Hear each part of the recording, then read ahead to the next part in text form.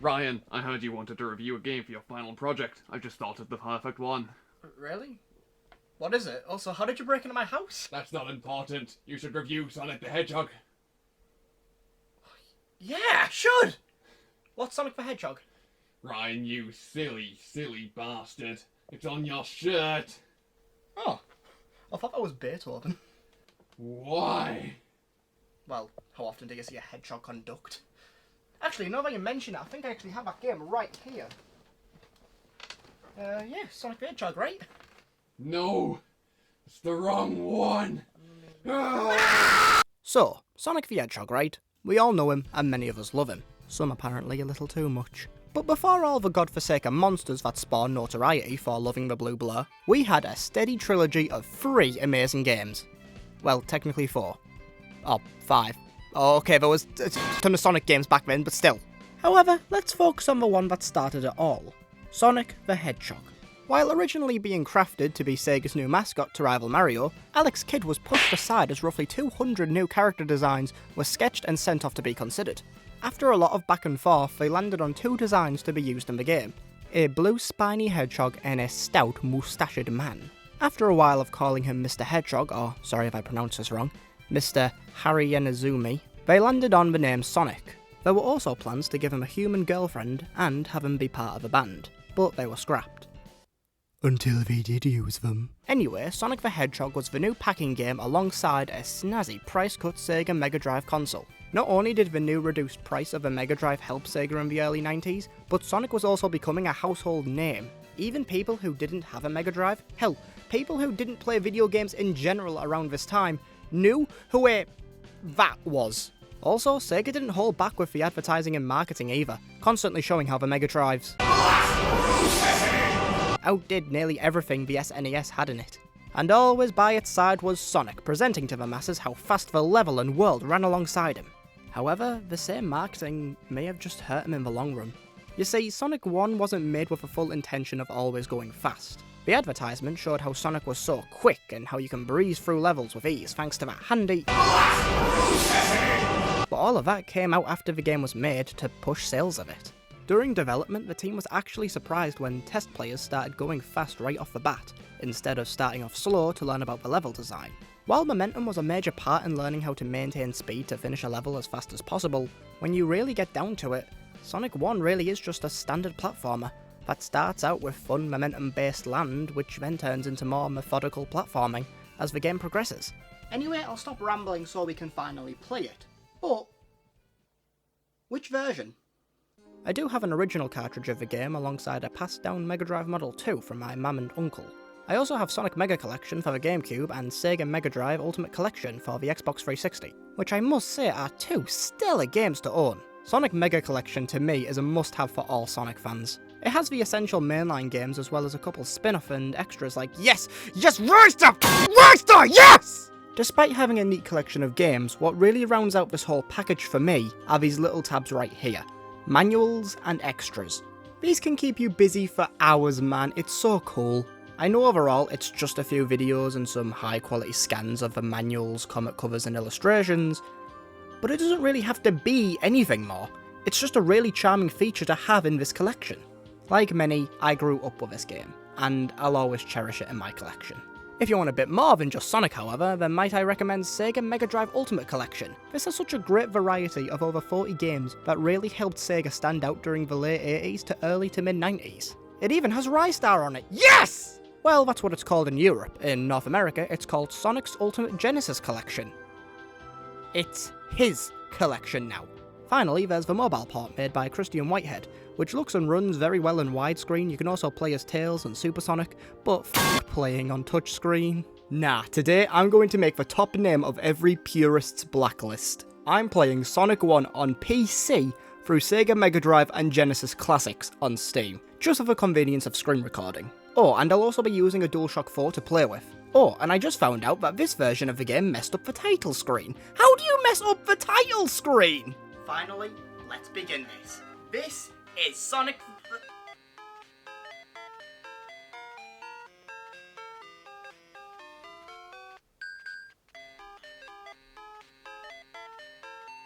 Hello? Whoa, what's up? Holy shit! You're Sonic the Hedgehog! What are you doing here? Oh, I was just looking for some place to crash for a while. I heard you talking about me, so I thought I'd stay here. Oh, you did you? Well, yeah. Oh, really? Well, you thought wrong, piss off. What? Why? Because I don't want a giant fucking hedgehog in my house. It's hard enough getting called a furry without you here. Now get out. Now, if I was a mayor, this would be a whole different story. I don't care if you were Tony the Tiger telling me to growl for $1,000. Too bad. So sad. Get the fuck out of my house. Gotta go fast!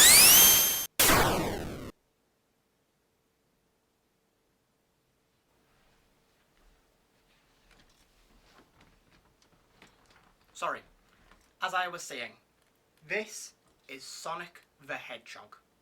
The first level we start in is Green Hill Zone. They made a zone out of this? Jokes aside though, what can I say about Green Hill Zone that hasn't already been said? It's the perfect Sonic level. Plenty of land to run on at your heart's content, all these branching paths teaching you that higher is quicker and faster and lower is harder and slower. It's so beautiful looking as well, look at the colours standing out from the foreground and the background. This is one of the best beginning levels in a video game of all time, and when Sega heard people liked Green Hill Zone so much, they listened. They gave it to us another 57 times! I know people are annoyed at seeing Green Hill Zone getting reused, and I definitely agree it is lazy to keep reusing it in more games, but it's iconic, and the old saying must be said in a lot of Sega conference meetings, that being, if it ain't broke, don't fix it. Anyway, Green Hill Zone is still a landmark level in platforming history, and when you finish it ready for the next level, the game tells you to go f*** yourself. Alright, I'm overreacting. Marble Zone is the next level, and oh boy, did it kick a lot of 4-year-old Ryan's ass. Ah, but I'm older now, and more mature, mostly, and I can say with ease that Marble Zone isn't that bad. Okay, the positives of Marble Zone, the colours and background design, whoa mama! Where Green Hill Zone was more brighter in colour and had a more naturalistic tone, here we see somewhat of a fallen ruin, a place that may have once been similar to Green Hill Zone, but has fallen under natural disasters. It's still got colour, but it's at a slightly darker tone, probably hinting towards all of nature turning into this if you don't stop that bastard from the last act. We'll talk about him later. Also, when you go underground, it's so mysterious, like what was this place? There's all these pillars, bars that look like jail cells, perhaps this was some kind of dungeon? But then what about these framed patterns? Marble Zone stylistically is awesome to me. Actually playing it, however, I think my genetic diabetes has kicked in. Yeah, here's that methodical platforming I mentioned earlier. Here's the thing though, I don't mind it. Yeah, I wouldn't say the level is particularly fun, but the platforming can be challenging, especially in Act 3 where if you fall down here you have to climb all the way back up. But there's a sense of enjoyment here for me when playing a slower paced platformer like this. It keeps me on my toes knowing a fireball or spiked chandelier could come at me from any point. I'm done rambling, but here's the thing, I wouldn't say I like Marble Zone, more so I respect it. Next up is Springyard Zone, and this one's a fun time. It has a good mix of flat land to run on with slower platforming with these cylindrical platforms here. There's also these half-pipes which feel quite fun to gain speed and then jump from one to the other. Speaking of the half-pipes, when I was on the tallest one in Act 3, I actually found out that if Sonic outruns the screen, he can die. I didn't want that to happen, but I'm glad I captured it. The background of this level is also cool, which looks like a more industrial area within the mountains. But when you go further down, you see all this greenery that looks like bushes or trees, suggesting Robotnik's deforesting this land to make room for buildings and factories. I also like how the sky has an orange tinge to accompany the metallic surface Sonic is running on. I don't have much else to say. Springyard Zone is a solid level.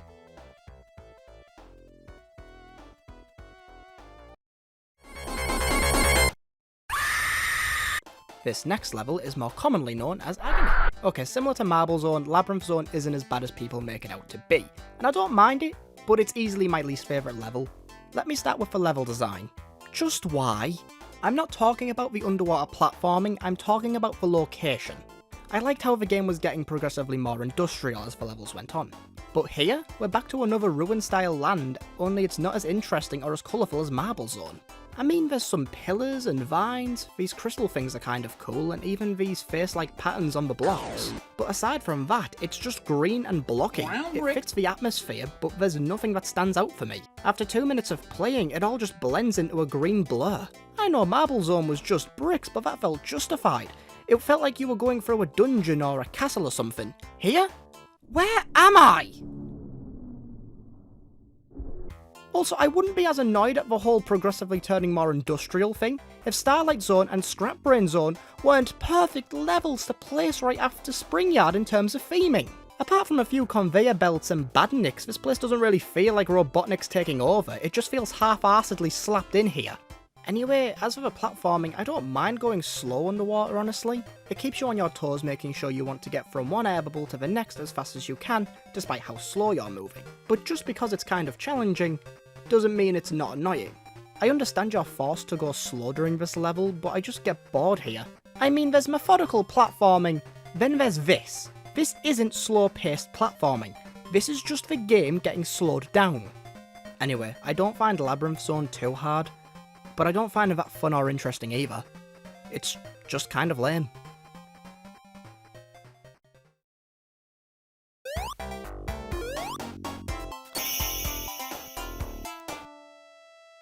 Anyway, after that fiasco, we get to the aforementioned Starlight Zone. I want to apologise for the joke you're about to see. I already wrote this into the script, so I'm not changing it. Also, it relates to the level subparly. Anyway, you've been warned. Yeah, I can see a zone being made out of this. Pitiful excuse for comedy aside, Starlight Zone is great. I love this stage. The background may look lazy at first, being mostly black with stars, but the further down you go, you see all these little buildings, and even further down you see buildings still being made right in front of you, with hazard barricades and scaffolding still being there. Even these steel beams that show in front of Sonic suggest that even more structures are still being built in front of him as well. Little parts of the level design like that are so cool to me, showing that pretty much all of nature has been taken over at this point. As for the platforming, it feels very similar to Springyard Zone, where it has a good mix of flat land and challenging platforming. Avoiding these bomb guys while maintaining speed is difficult, but it is manageable. Also, these seesaw mechanics where you use spiked balls to bounce yourself to a higher platform are really fun to use. There's a little bit of bullshit with these bottomless pits, but come on, what's Sonic without bottomless pits or bullshit? I like this one a lot. Starlight Zone is a blast for me.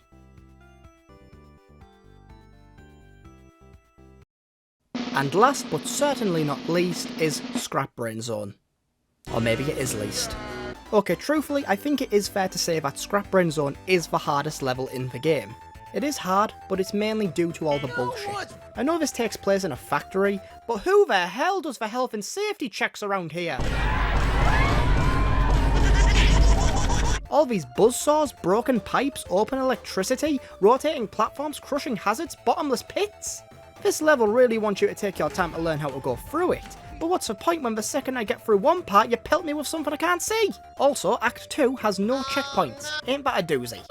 Yeah, Scrap Brain Zone is literally just the culmination of all of Sonic 1's bullshit. Heck, you think that's hard? Try actually being there. What are you doing back? Oh, I was just on my way to get a chili dog, but I heard you bitching about me, so I thought I'd teach you how it's done. Oh, you think you can do better? Yeah, I'm the baddest hog around. Alright then, Mr. Big Hog, you play the fucking game. Alright. Well, you see, you just gotta jump on those conveyors there, and Yeah, I get that. and then you basically just wait on those conveyors. And, It disappears by the time you jump, isn't it? bitch. Alright, then you run down here, and The platform kills you. Fuck. With your rings. Yeah, I know. I can see my fucking rings. And then you wanna maneuver your way around those. You lose them straight away. By the time you get away from the buzzsaw, you get hit by the fire. This is all just a simple process. You bitch. Even when you're down and you're rolling, you can't avoid it. Suck my for the cup. Fuck. Look at this shit. You're exploiting. You're exploiting the same. You're rewinding time. I'm not playing. Yeah. Yeah, by the badnick. And then the buzzsaw. It's a constant string of endless pain. Bitch. Fuck. Fuck. Bitch. Fuck. Bitch. This is your game. Fucker. This game can suck my quill-covered dick.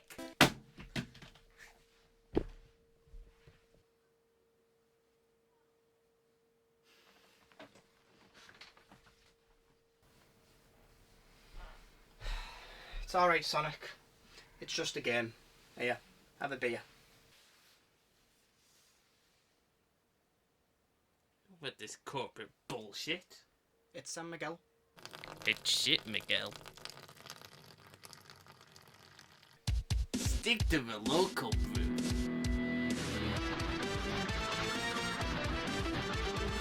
Yeah, that's the local.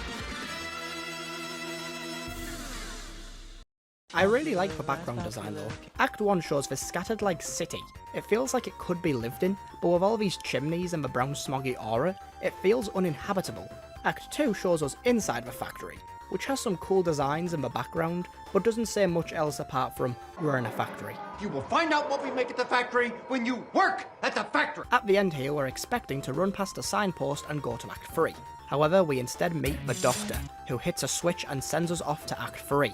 And here, the level design is... Wait.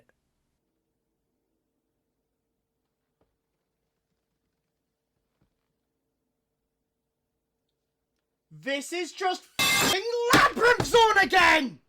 Jesus man, how much stuff did they have planned for that stage? Not only did Labyrinth Zone itself just feel slapped in, here it makes even less sense. What, he built his factory on top of Labyrinth Zone? Then why the hell were we just in Starlight Zone? Why in the heck? Why in the heck? I'm not even beating around the bush here, it's literally Labyrinth Zone Act 4.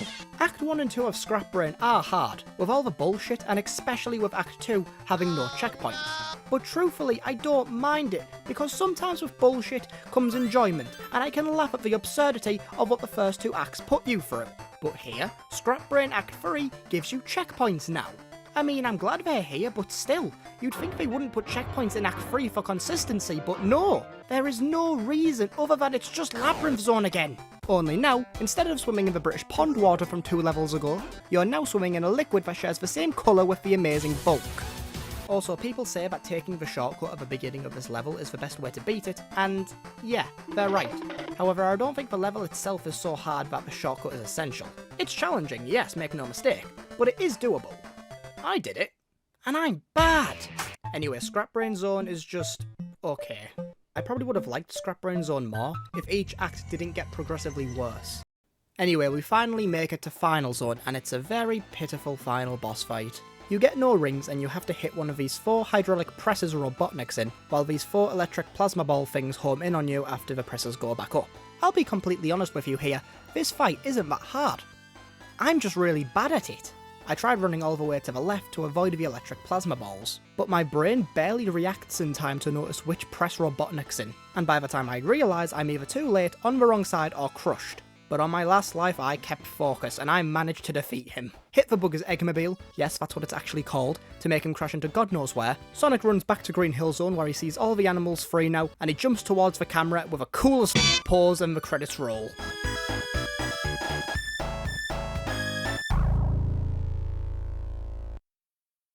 I'd wrap up here, but there are still some other aspects of the game I just want to shed some light on very quickly. I just talked about the final boss fight there, but all of the other levels also have a confrontation with Robotnik at the end of Act 3. They're not bad, but they're pretty easy, all things considered. That was easy. The first 2 fights just require you to switch between the left and right platforms. Springyard Zone's fight is kind of on a timer, where you have to defeat him before he removes all of the blocks you're standing on. Labyrinth Zones isn't much of a fight, but instead a chase, where you have to climb this narrow section here while water rises below you. Starlight Zone's boss is really good actually. You have to use the mechanics of the seesaws I mentioned earlier to rather hit Robotnik with his own projectiles, or launch yourself up with them to hit him yourself. Then there's Final Zone, which is pretty much Scrap Brain Zone's boss, and I've already talked about that one.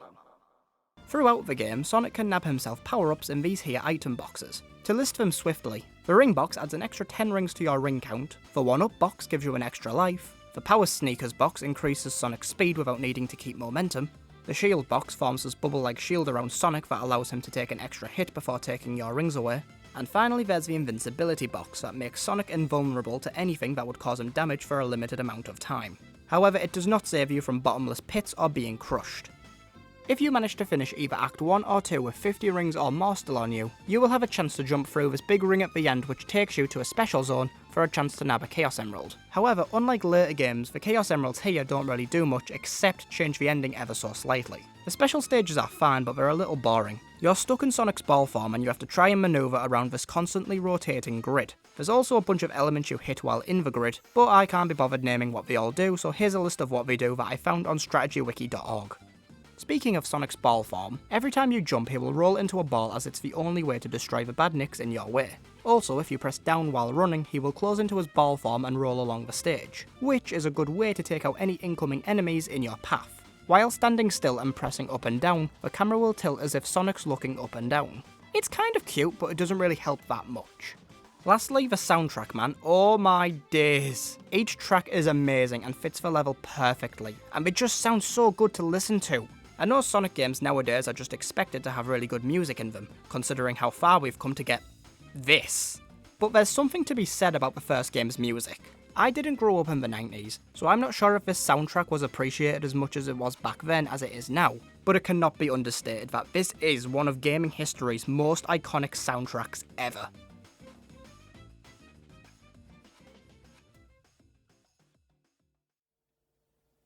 And with all that said and done, that was the original Sonic the Hedgehog. Now, I hear people say that this game is bad and has aged poorly and that the sequels are so much better compared to it. But is all that entirely true? I mean, I agree, CD, 2, 3 and Knuckles all helped shape Sonic into a much more refined game series as a whole, giving us stuff like the Spin Dash, the Super Peel Out, the Insta Shield. Giving you these new moves to instantly give Sonic speed accompanied by level design, where they give the player these adrenaline-filled moments where you feel as if you really are just obliterating through those levels at top speed. And they are still amazing to this day. But one thing I notice about the sequels is that they have a strong focus on speed, whereas Sonic 1 is more focused on momentum. Here, you can't quickly get a top speed at a moment's notice, you have to keep pushing for that luxury, damn it. Sonic 1 wants you to learn the level design so that you can keep up your momentum to get to the next zone faster. And I understand everyone's frustration with that statement saying, oh well, Marble Zone and Labyrinth Zone physically slow you down, and oh, the amount of bullshit thrown in your way makes it impossible to keep up momentum. Which is true, but here's the thing, Sonic 1 wasn't originally designed to keep you constantly going fast, it's meant to be played more methodically.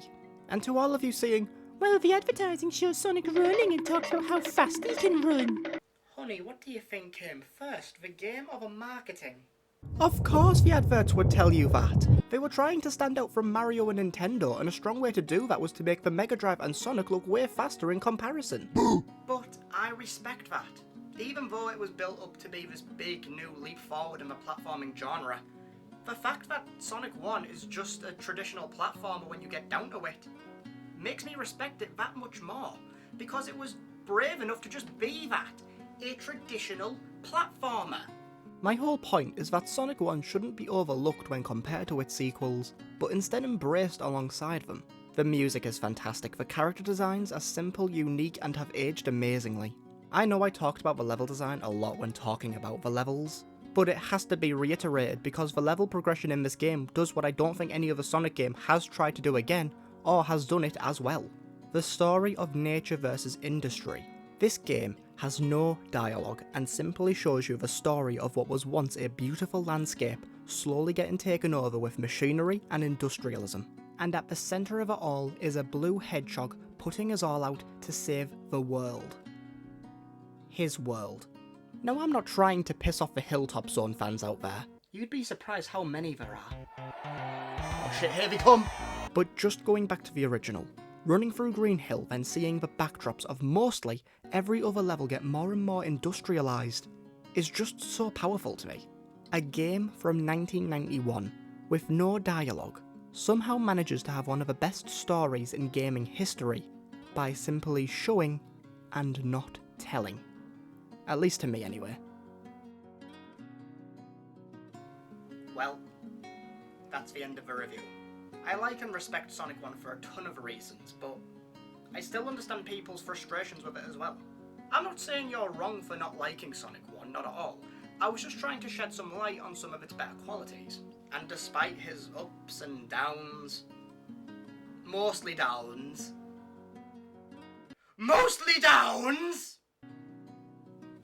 I still love Sonic, as a franchise and as a character. I grew up with this series, and to be honest, I still am. So whether his next game is in 2D or 3D, Whether he's fighting obesity or godlike beings, whether he's a knight, a werewolf, a pinball, a fucking Gallagher, I don't care. Because I'll be sticking with this blue bastard till I'm most likely 6 feet under. Yeah. Wow, that was a pretty snazzy speech there. Yeah, well, I'm tired of sounding like a J. Sherman knockoff. Well, you know what they say, it doesn't matter. Never give up the fight. I'm pretty sure only you said that. Whatever. Before I leave, give a hedgehog some paw. Alright. Ryan Alderson, you son of a bitch. Sonic the Hedgehog, don't call my mum a bitch.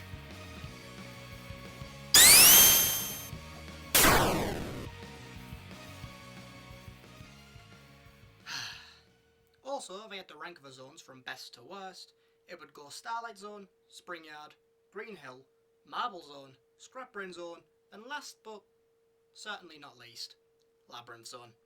Good night, everybody. Thanks for watching. Thanks for watching.